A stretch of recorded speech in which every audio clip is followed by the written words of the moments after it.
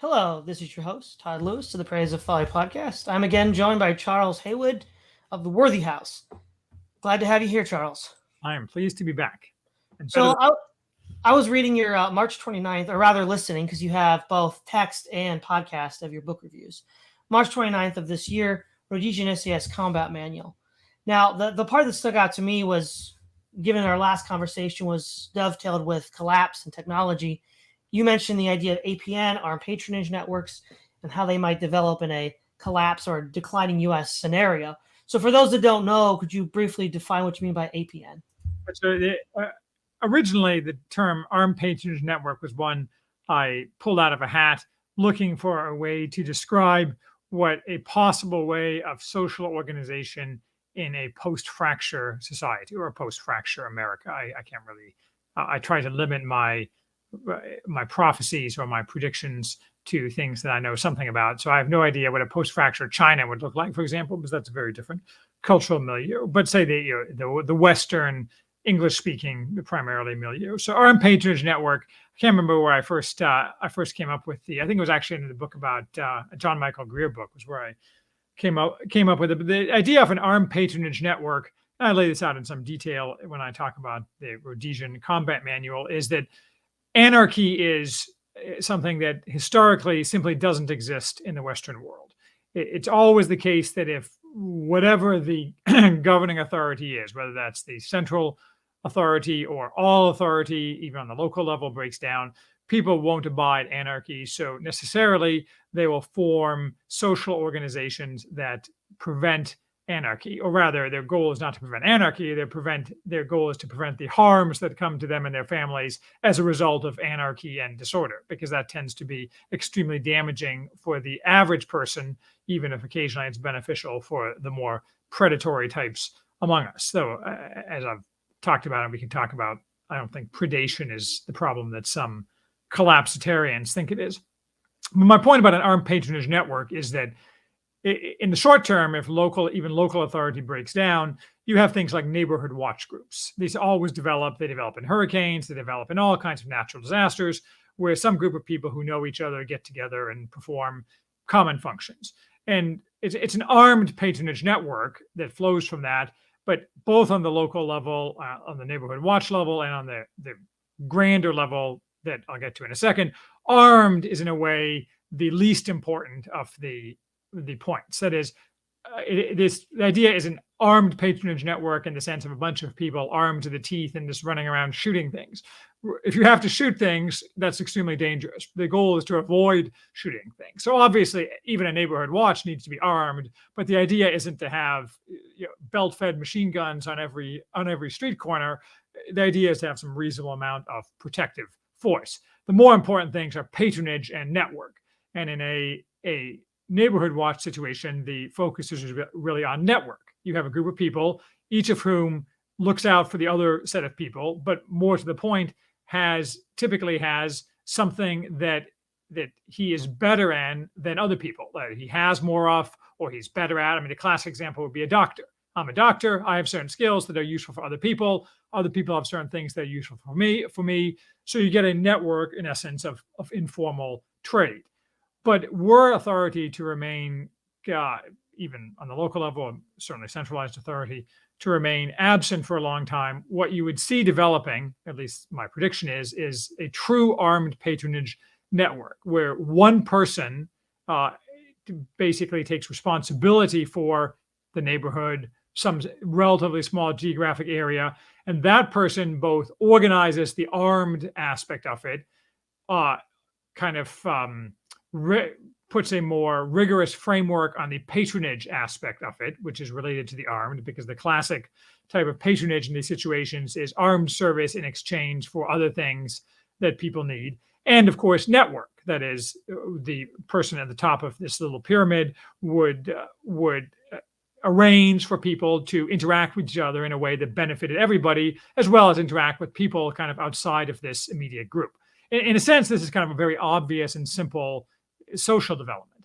But I think Americans have forgotten all their history and have forgotten the idea that something like this could develop. And they immediately default to thinking this is some kind of Mad Max thing, where armed patronage networks run by psychopaths run around trying to machine gun each other. I mean, that's the exact opposite of what I would predict in this situation. Obviously, there'll be some level of conflict, particularly if outsiders come in with an eye to predation, but that's why it has to be armed. But the idea of this is that people will reestablish a functioning society very rapidly, and it will default to this organic system where some person, usually, well, obviously a man, but a person who is either well situated for this, either by personality or by what he has already that he can offer to others, and or some combination of that, that person logically will tend to have an armed patronage network coalesce around him. At least that's my prediction. I noticed the acronym ANC. It's kind of ironic because, of course, the ANC are the communists that took over South Africa, and of course, you don't mean that ANC, but instead of it. Yeah, but what's interesting here, though, right, is if we look at earlier parts of American history, specifically in the westward expansion, the idea of free men coming together to sign contracts and incorporate. In fact, many cities themselves are corporations. They were incorporated by men that went out west. That's a level of sort of proactive, self-directed decision-making we don't often see anymore, which I think is why it's harder for people to understand this, even though it was quite common in the 18th and 19th centuries. So I guess the first question I'd ask you is, to the extent that that's not in people's consciousness, and to the extent that they don't have the skills to build those sort of spontaneous contractual orders like we saw in the 17th and 18th centuries, to what extent do you think that that will hamper the formation of armed patronage networks? Well, everything depends upon the exact specifics of what's going on. That is, if you have some kind of catastrophic disaster where the government goes away and is never coming back, you have a pandemic that kills half the population, you have a nuclear exchange or something like that, that's somewhat different than if you simply have a gradual breakdown in central authority and law and order. But you can fit all these things in a continuum like you can most things. That is, at the extremes, what would happen more quickly than it would in the less extreme situations. But fundamentally, to answer your question, the people who there's a lot of people who aren't prepared for this, have never thought about it, don't know what an ANC is. An ANC is an armed normal citizen, and so and is not. These people are not armed normal citizens.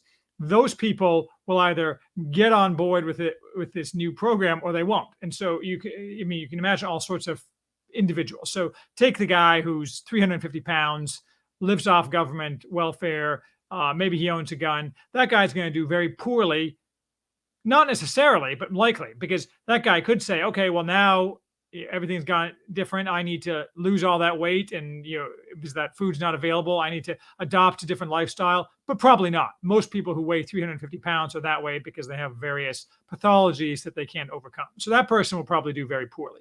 All the people who are medicated with psychoactive drugs will either discover that having to work and be outside will cure their psychological problems, or they'll just go, well, I mean, a number of things could happen, but none of them will be good for these people. If you're a Karen who spends all her day, you don't have any children, you don't have any family, you spend all your day on Facebook posting spicy memes about how Donald Trump needs to go to jail, I mean, you're going to either adopt a new mode of living, or you're not going to be living anymore. So the answer is, this is just a function of the organic nature of these developments. Everybody, our society is completely atomized. And so for these purposes, what it means is that every atom in this atomized society would be faced with a decision tree about what to do in this situation. That decision tree, you can't be predicted precisely because the situation may vary, but some people are going to have a very hard road on that decision tree to come out the other end doing pretty well. On the other hand, the guy who's already living on a sustainable farm out in the middle of nowhere, that guy's likely to do okay, at least as if he can fit himself into a larger group, because psychologically he's completely prepared for this kind of situation. And the classic problem, as it were, is city dwellers. Large city dwellers, and I say this in my review, are not likely to do well. The fact is that cities are not sustainable in this situation. And so therefore, just as a practical matter, in a truly catastrophic scenario, basically most people in the cities just starve. And so it really doesn't matter. You can't form armed patronage networks in a totally urban environment because you just simply can't get enough food. Right. So yeah, so there's two problems then, right? One is the decision tree when you are given the choice to do so. I think but I think another limiting factor too is yes, there will be people within the American system that are able to rise up to the occasion, but they're going to be isolated by geography. They're going to be isolated possibly by ideology, and there probably just won't be as many of them as there would have been, say, 100 years ago under a similar search situation. So we could, you already can see the point with cities. We can envision a situation where most people just don't have what it takes, and because they don't have what it takes, and they don't know anybody that does know what it takes, they don't make it. So, Yes. I mean, I think that's the most likely scenario for the vast majority of kind of email class people. I mean, most white collar people. I mean, there obviously would be exceptions. I think what you won't see, though, and I keep coming back to this, is you won't see kind of Mad Max thing where like some insurance guy decides that he's going to go down to that farm down the road and get himself some food, because that's not going to work out well for him. It just is a matter. I mean, people in practice, because America is so awash in guns, there's just unlikely to be a lot of organized predation. I will say, just kind of a little bit off the topic, did you ever watch a TV series like 15 years ago? Probably not, because you're young, called The Revolution. I don't think so. What was the premise? Well, the premise was that one day the electricity all goes off, because it's kind of like J.M. Sterling's Dies the Fire. So basically, and it takes place like 20 years after the electricity goes off. But it's actually, it only lasted 2 seasons. It was actually very well done, with some, obviously unrealistic elements. But I always remember one of the guys who was one of the chief bad guys, like this kind of warlord type. You gradually came to know in flashbacks that he was just this, before the electricity went off, he was just a mild-mannered insurance adjuster, living his life in some place. And then, he was running out of food, and then he had a wife and kid. And then one day somebody busted into his place looking for food, and he had to decide whether he was just going to sit there and take it or not.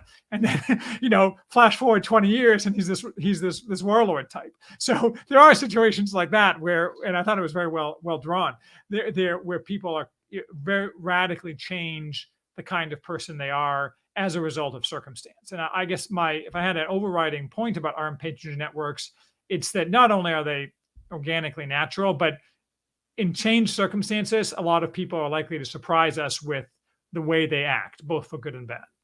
Right. Now, one thing that you didn't mention in the essay, which I think many might have expected you to mention, is the militia movement, because in many ways there seems to be some similarities with the historic militia movement. Now, if you listen to what the leaders of the historic U.S. militia movement say, that began in the 1980s and 1990s, they didn't necessarily view themselves as directly oppositional to state government. They viewed themselves as, ideally, even state government forces can be overstretched due to natural disaster, crime, whatever. But in case that disappeared as well, they would still exist in order to provide services to a community. So to what extent, if any, would you say this was inspired by or analogous to the militia movement? I know little about the militia movement, and much of what I do is, I mean, I certainly approve of the concept in general. I don't have any contacts. I've never participated in any kind of militia movement, in part because it's all obviously infiltrated up the nose with feds, but who are looking to put people in jail. I think that it really goes to the same point. I mean, not being an expert in militias, I'm not quite sure what the theory is, but presumably the theory is quite similar.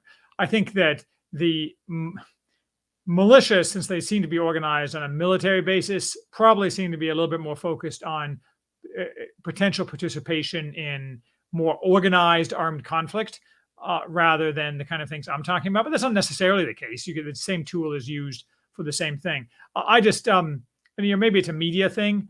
I get the impression that a lot of the militia types are LARPing, but that may simply be an unfair characterization caused by the media always trying to put these people in a bad light. I mean, obviously, if you're a competent, hard-bodied militia type, you're not going to let the press anywhere near you if you have the least bit of sense. So that kind of means it's a self-selected group of people who do tend to show up in the press, like those guys who had that Fed infiltrated and Fed driven plot to kidnap the atrocious governor of Michigan. I mean, those guys clearly just were two bricks short of a wall, or whatever the term is. So my point is, maybe there are plenty of people out there who are not like that, but you just don't hear about them. And I would certainly support that, and I think everybody should do that. I just don't have anything to say about that. But they certainly it fits in. I mean, I think my general theory is that even people who don't have military training, there are enough people with military training that basic military training can be administered reasonably quickly in a way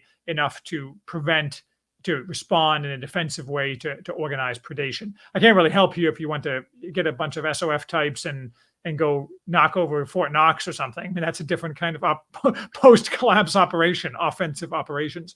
But the militia might well come in handy for defensive operations. If it doesn't, there's plenty of people in every town who have experience and recent experience in basic military operations, and they can spread the word. Really, that's a skill like being a doctor, right? You have the doctor, you have the military guy, you have the guy who's the weapons expert, you have the guy who can do other useful things, shall we say. That's the part of it being a network, right? Yeah. So now the other thing is, to your point about predation, how likely would predation be between armed groups? Now there's the argument that you've given and other people give is that, well, because America's so saturated with firearms that it makes it, and people that know how to use them, therefore it's less likely that you're going to have these conflicts. But if we look at, and again, these are not complete collapse scenarios either, but other situations around the world where the federal government and state governments break down and you have an abundance of firearms, you seem to have an abundance of predation. So Sierra Leone, Somalia, Afghanistan, Syria, and Iraq. Now, we can all argue why that there's so many guns there. Many of them were run in by first the Soviets and then later the Americans to stimulate these conflicts. But the understanding behind the global powers was that it would stimulate conflict. Yeah. Now, so what would you say to that objection? Well, I'd say, in the immortal words of Donald Trump, those are shithole countries. I mean, the fact is that that's in part why I limited it to the West earlier. There are plenty of cultures that have a long history of being unable to maintain a decent society. And that's true for a variety of reasons. Some of them are just cultural aspects or genetic aspects relating to propensity to violence and what have you. And then there's countries like the Scots-Irish. Scots-Irish love to fight. I mean, this is a well-known thing. You can read about it in like Albion's Seed, David Hackett Fisher's book. The Scots-Irish have always liked to fight, and they've always had difficulty maintaining an orderly society. So the fact is that when you have a society that tends towards violence to begin with, it's very difficult to keep predation down. And that's true. It's not just societies in Africa, though those are the worst ones. You see this in the Balkans, again, an honor culture where people, especially where people have long beefs and vendettas are a thing. So any culture that is highly focused on honor, vendetta type culture, Southern Italy, Sicily, those kind of places tend not to do well when there's no central government. And so it's possible there's places in America that will be like that. But I think the majority of people in America who would come out the other end of a collapse don't have that cultural baggage. Again, there's probably exceptions, but you combine that lack of cultural and kind of structural baggage with the fact that you mentioned that the great availability of firearms makes predatory behavior risky. I think you see quite little of that. I mean, you'd see it on an opportunistic basis, obviously, because some set of people who cost-benefit analysis will dictate using violence at any given time, but you wouldn't see war bands of thousands of people sweeping around, hoovering up the landscape. I just don't see that kind of thing happening. Now, this is sort of related to something we were briefly discussing before the show, but with modernity and the surplus of cheap energy and technology, it radically warps the way we think about the world and understand things. Might violence arise from people who think that they're living in a movie or in a video game? So many people think that, oh yeah, I'm Rambo. They come back from Iraq and they flex and they peacock and they say, oh, I was a total Rambo over there. Nobody can confirm or deny this because, all of his other mates are in other parts of the country or maybe still in deployment. Yeah. But, for example, there was, I think in LA in the late 90s, there was those shooters with AK-47s and body armor that they had to actually call in SWAT to take out. Yeah. And people thought that they were inspired by a movie about a bank robbery that was still playing in their apartment before they made the hit. Now, that was an extreme case. But if we're in a collapse mode, I mean, how many people might have that mentality where it's like, oh, this would be fun. This would just be like a movie. We'll go out with a bang. That's a point which I hadn't thought about. And I think the answer is a fairly significant amount. But I also think that the vast majority of people who have actual military experience, yes, there is some set of people who peacock, and I think that's a good word, and what have you. But the fact is that most people, and this is, I think true throughout modern warfare, and it's true from what I've heard, and certainly from what I've seen, the men who actually engage in competent fighting tend not to run around yammering about it, even in today's age where you get paid to yammer and so on and so forth. So I think there would be a lot of people who would, and I had not thought of this, I think it's a good point, would treat it as a video game and would say, well, I'm out of my ice cream bars. I know that lady down the street has some, so I'm going to get my gun because I saw it was easy in Call of Duty. But that's more likely to tend towards the kind of people who weigh 300 pounds, and that's going to end very poorly for them. So I mean, it's just not a winning strategy. This becomes a self-culling strategy to play Call of Duty because, as we all know, Call of Duty is not a realistic, on many levels, Call of Duty is not a realistic depiction of how things work. So I think that would probably increase the amount of violence. But I think at the beginning, you would see a lot of violence because I think while a lot of people would starve, just in place, I don't think this idea that everyone's going to rush out of the cities to try to roll up the countryside is actually going to happen. There are people, the Call of Duty people, but more importantly, there's a lot of people whose psychoses are kept under control by drugs. I mean, those people are going to go off their rocker hard and fast and have to be put down. There's other people who just get desperate, and while most of those people probably won't do anything, some of them will, because that's just the way the world works. So that's why it has to be an armed patronage network, most of all in the beginning, because you would see a spike of massive violence for the first couple of weeks or maybe even months, and then trailing down to a more normal, more kind of thing where the issue would be guard duty rather than having to defend against people, randos in groups, deciding that they were going to come through your neighborhood or through your whatever the geographic area of the armed patronage network is. And again, kind of riffing off the same point, that's why interactions among APNs are important. That is, I know the guy who's a mile and a half away who kind of is my equivalent in terms of being de facto or de jure head of an armed patronage network. This is kind of the boundary between our general areas. We interact in a cordial fashion.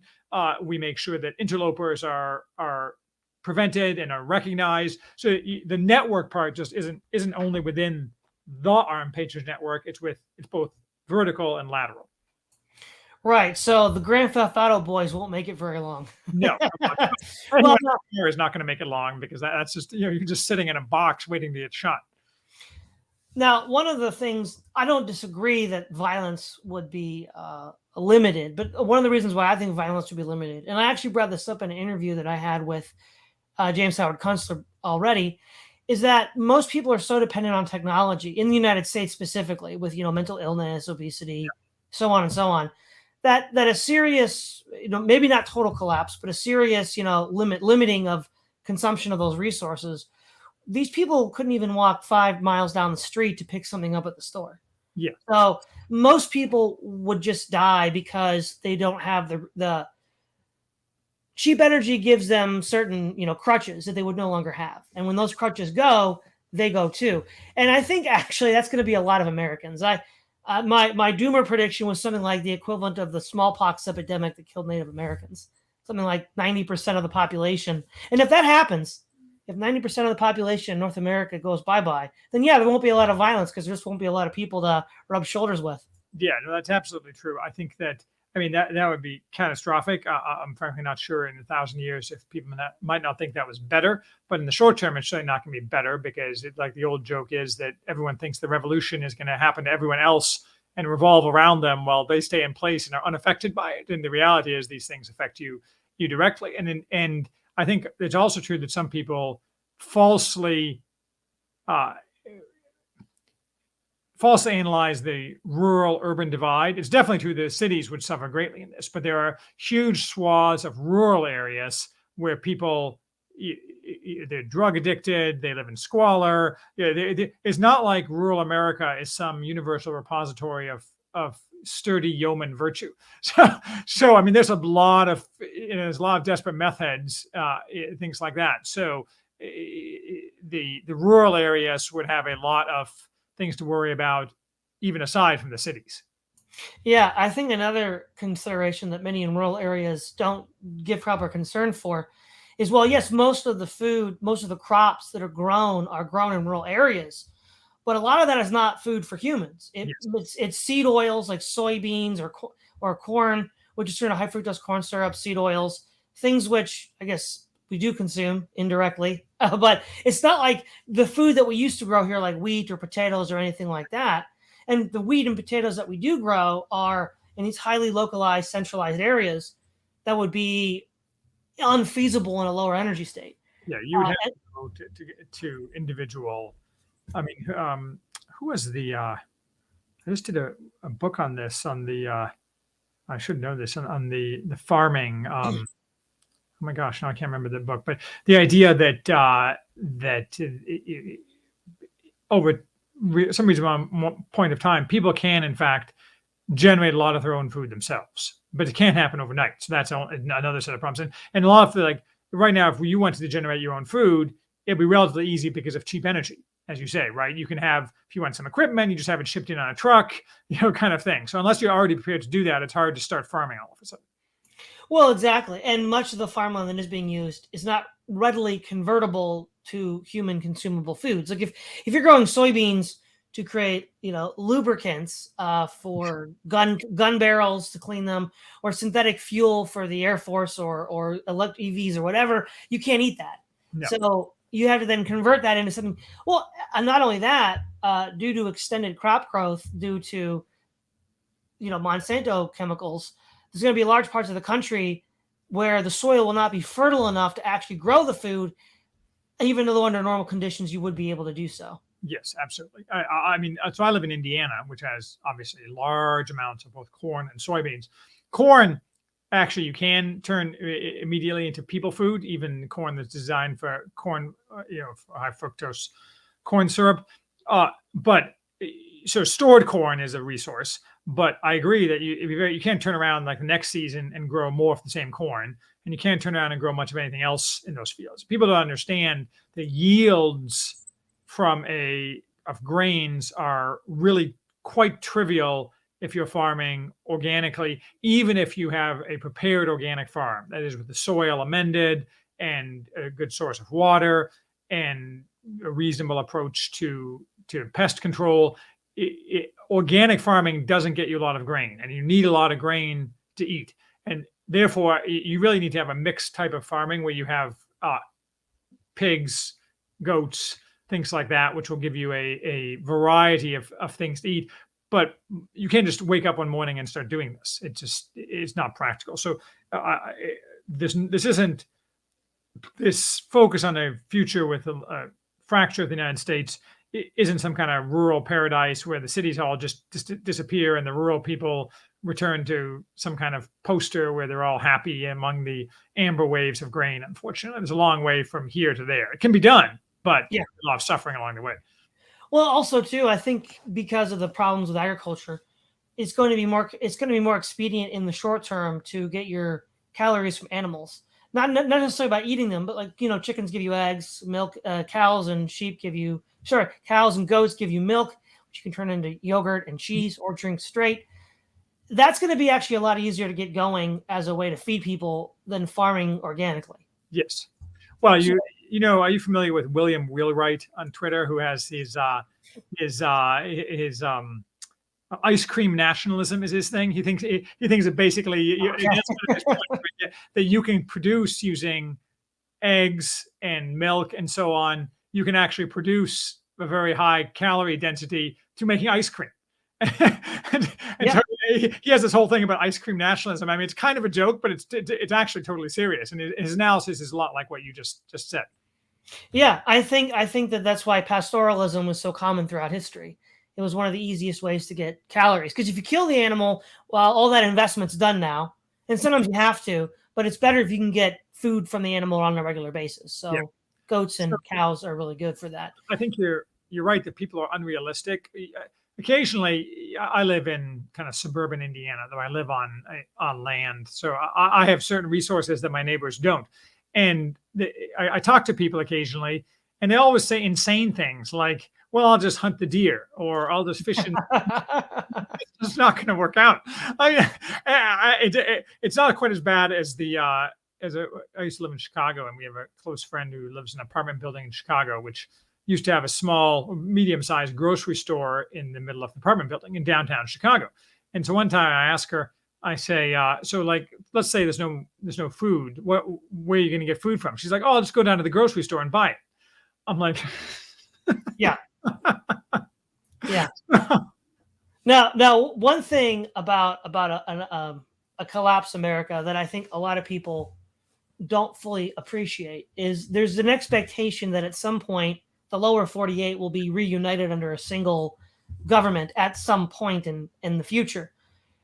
I used to think that too, but I actually think that that's maybe not so obvious, because if you were to look at, say, the founding fathers like Jefferson, Madison, Washington, Ben Franklin, and others, they thought westward expansion would take centuries.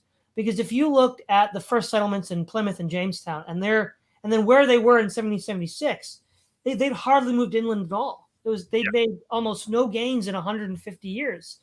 And so they thought, well, if we're going to make gains that slowly, then we won't get to the Pacific for hundreds of years. Now, what they didn't expect was railroads, canals, all sorts of modern industrial technology that allowed for rapid transcontinental mobility. So the question is, depending on your theory of collapse and depending on how bad collapse gets, I'm actually a bit skeptical now that the lower 48 would be reunited under a single hegemony. That's an excellent point about the relationship of energy to that. I mean, this is, again, relates to John Michael Greer and catabolic collapse and some of the stuff we were talking about before we got on. But I never really thought about it in those terms. I'd always thought, I agree with the conclusion in the sense that it just seems politically unlikely for cultural reasons, if nothing else, cultural / ideological / political reasons.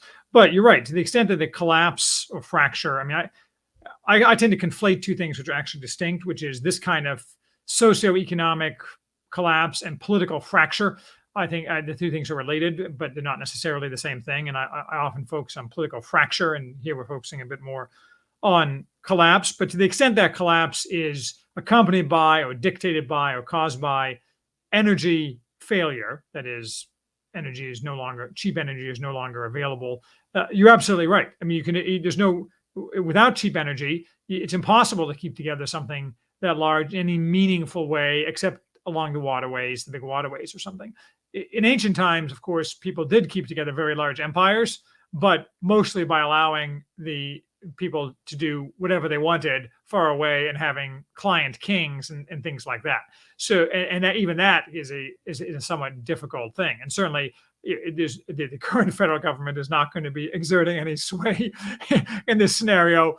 And if the country split apart, bringing it back together is a lot harder than when it's an empire already. So you're right. I mean, if there's not cheap energy was no longer available, then I think you're entirely right that it would be probably a large number of successor states. I think another reason for this too is with U.S. westward expansion, diseases had wiped out the indigenous population that would have otherwise fought back. Unless we assume there will not be a mass epidemic, there's going to be large, disparate power centers that are quite capable of defending themselves. Yes. So that would make it much more difficult. So I think what we're going to see is geographic divisions where the energy costs of equilibrium are going to be everything. It's east of the Rockies and west of the Appalachians are going to be separate from the rest of the heartland because those mountain ranges will separate them. Yep. And then you're going to be the South will be separated from the rest of the country by the Mississippi and Ohio rivers. The Midwest will be the Mississippi and Ohio, around the Great Lakes. And then the West itself will have like a southern half with probably the Mexicans, Aztlan. And then you have the Mormons trying to consolidate most of it. And I think they'll just have these regional groups, and they'll be quite powerful vis-a-vis each other, and it won't be easy to exercise direct control over all of them. I think that's right. I think one thing to ponder, though, is that what if cheap energy doesn't disappear? That is, I'm a techno-optimist, though frequently when I listen to myself, I wonder lately why I describe myself as a techno-optimist. But I've been having these, what I regard as quasi-insane conversations with people about Chat GPT and large language models and all these things. I won't call these things AI because they're obviously not AI. And I know very smart people who maintain with a straight face that these things are going to make everything, and these are not left-wing people. They're people generally, in my neck of the woods, and these are very successful. Some of these people are actually genuinely famous. That this is going to change everything, and that very soon Chat GPT will be able to answer questions and give original answers, among them designing new sources of energy and what have you. I mean, I think this is completely insane. I just don't see this happening at all.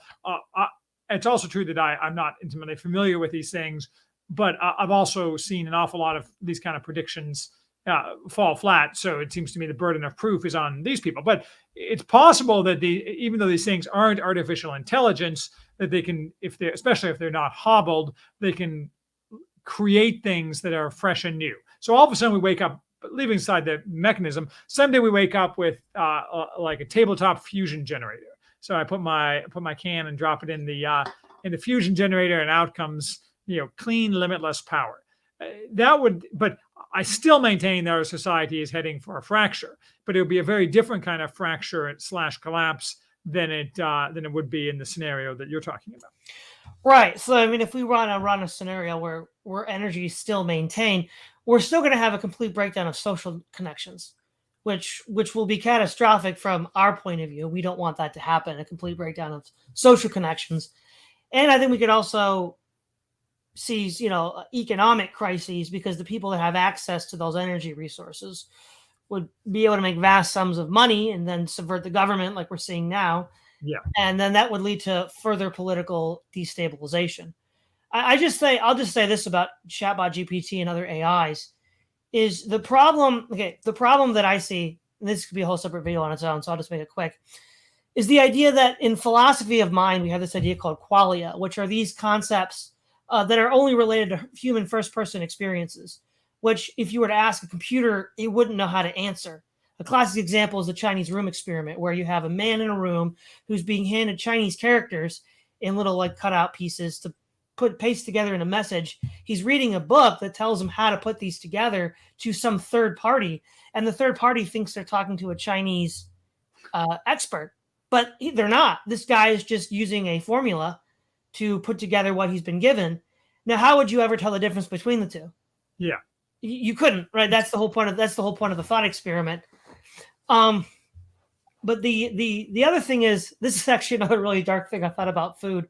So so many people today, have sensitivities to gluten, to milk, to dairy products, things that Americans used to eat without even thinking 100 years ago. Sure. And so, how many otherwise healthy people, they're not mentally ill, they're not dealing with some sort of, chronic psychological malfunction issue where they, but they can't eat bread or drink milk because of some sensitivity. And that's all you're going to have left to eat once the junk food runs out. Unless you could somehow cure those sensitivities, those people aren't going to make it either.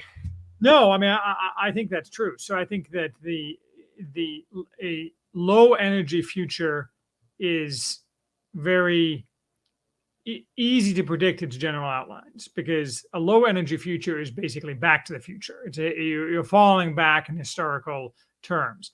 The high energy future is extremely difficult to predict, because we're certainly heading for social collapse. In many places, we already have social collapse, and simply kept under wraps by fake money and the dollar still being the reserve currency and all these kind of things. And I have no opinion about whether the dollar is about to disappear or whether U.S. economic hegemony is about to die. I would think it has to die, and soon, but I can't say for sure, or even the mechanism. But once that, even if we have plenty of energy, we're going to have a very different society in the future. It's just hard to predict what that would look like. And to be clear, I'm not predicting we're going to get tabletop fusion. I don't think we're going to. I think the low energy or declining energy future is much more likely, because certainly ChatGPT isn't going to invent fusion, and we're unable, for a variety of reasons, which I've analyzed in a variety of pieces, to generate new technology in any meaningful way. And everybody knows this. And I mean, with some exceptions, so you have Elon Musk doing stuff, but fundamentally, you see that our society is incapable of generating anything, not new. You see occasional new things, but generating anything new that has any net social value. Smartphones are new, but smartphones are not a net social advance in society. So, and even that, smartphones aren't that new in a sense. I mean, they're not a departure like the internal combustion engine or something like that. Right. The way this conversation is going, what I want to say is that the way to focus on how to be prepared for the future is a sort of, and I know you've done a book review of Bronze Age Pervert's book, The Bronze Age Mindset, but it's sort of like Sun and Steel Vitalism. And somebody in the comments section said the Baptist pirate warlord is an insurance salesman right now. Yeah. But no, but seriously, once you've sort of made that mental and physical transition, a lot of these things that are going to be challenges, physical stamina and strength to do basic work. I mean, people don't seem to remember this, but you could die crossing a river. Something as mundane as crossing a river, whether it's the summer or it's frozen in the winter, could kill you. And having all sorts of these situational awareness, physical stamina, which most people don't have anymore. We know that the U.S. military can't find recruits that can pass basic fitness. Yeah. So all of this stuff, and then the ability to eat food that was normal food. Like, we've been adapted to eat this processed food, which is not nutritious. And the actual nutritious food, like bread and milk, many of us have sensitivities to and can't eat. And so I think whatever it looks like to get over these impediments, something like what Bap is talking about is going to be one of the ways forward.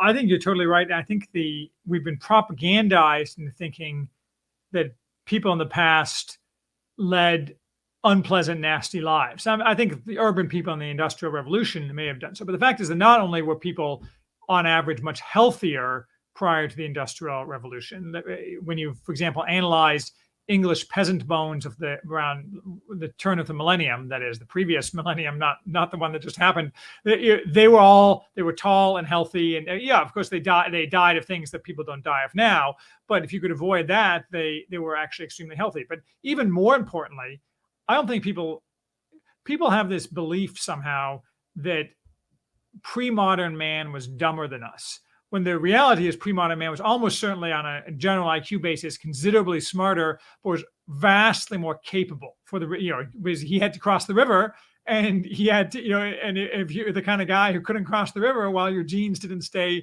in the gene pool.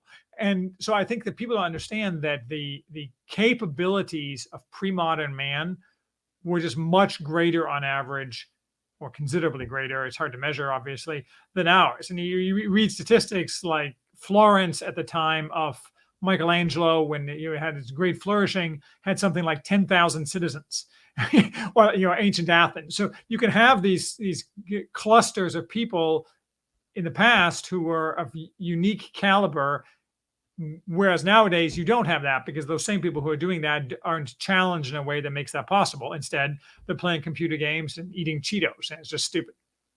Right. And so, while we don't know all the specific mental health or physical health issues that people are dealing with, the kind of lifestyle changes necessary to deal with those, to prepare for what's coming, are, I think, those kinds of things that BAP and others are talking about, like Rogue Nationals as well. Yeah, absolutely. I mean, those people are, I have various differences with some of that crew that I regard them all as friends, but they are absolutely right about this, that it is a preparatory thing.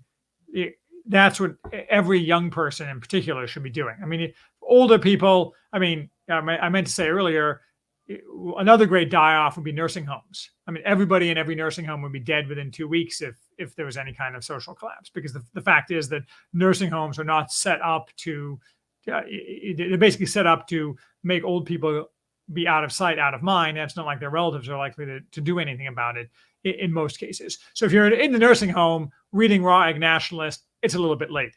But if you're younger than that, you should be reading those things and following those prescriptions as they fit your own abilities. Because again, it's not so much that a lot of the things that other people in our circles want to do, they are not yet able to do, in part because they haven't passed through a certain phase in life that everybody used to pass through. But because we live in this modern age, they didn't. I mean, the idea that young men wouldn't be taught physical education is unthinkable 200 years ago. It was just natural. It was just what happened. So it's remedial, right? What BAP is offering is remedial. It's not edgy and crazy. It's actually remedial given all of human history before. Yeah. Right? To do all the really cool stuff, we have to do that first. Yeah, and I mean, it's a good way of looking at it, because most people do think it's crazy, because they've been propagandized. They've been propagandized into obviously a huge range of pernicious things. This is only a subset of them, but they've been propagandized into believing that it's crazy and it's offensive it's like, again, I'm going to beat up on fat people some more. It used to be that the major way that kept too many people from getting fat was social stigma. You were looked down on if you were fat, and it caused you social problems. It caused you job problems, because everybody knew that people who were morbidly obese were undisciplined. And so therefore an employer would not be likely to offer you a job, because it'd be like, this person has a problem. And now that's disappeared. So it seems crazy because we're propagandized that it's normal to stuff your face and be fat. But you're right. The BAP and Raw Egg Nationalists and those people are just preaching common sense, not some kind of radical new philosophy that they got on golden plates from somewhere. Exactly. Well, I won't keep you any longer, Charles. Is there anything you want to end with? No, I'm just, people always ask, like, when are these kind of things likely to happen? And there is a problem with playing Cassandra, right? Because people start to like disbelieve you if the things you predict, or the bad things you predict, don't come along. So I don't actually want any of these things to happen, I guess, is an important point to make. But the fact is, whether or not they happen has nothing to do with what we want. So preparedness is the crucial thing. And I do want them to happen in the sense that procrastination is bad. If something bad is going to happen that everyone has to get through, might as well get it over with. Why put off until tomorrow what you can do today? Well, it's in the Proverbs. Yeah, exactly. So, especially when you have children, as I do, you fear for your children because these things are risky, and it's bad when you can't get appendicitis fixed. But it's also true that I don't want my children growing up in this insane, ideologized, all the bad things in our society. So better, if it's feasible, to wipe it all away and start again, even with the risks that entails. Now, of course, you can follow Charles at the Worthy House. Now, what do you have planned in the immediate future? What can people expect? What can people expect? Well, I'm completing my cycle of all of Carl Schmitt's writings here this year. Probably I have 4 or 5 more books. Legality and Legitimacy is coming up, so that may be of less interest to people who are interested in this topic. Nonetheless, Carl Schmitt is a supremely important political thinker who has a lot to say about political fracture situations, which, as I say, relates to societal collapse. I'm actually trying to figure out which direction to take a bunch of writing, because I try very hard not to repeat myself.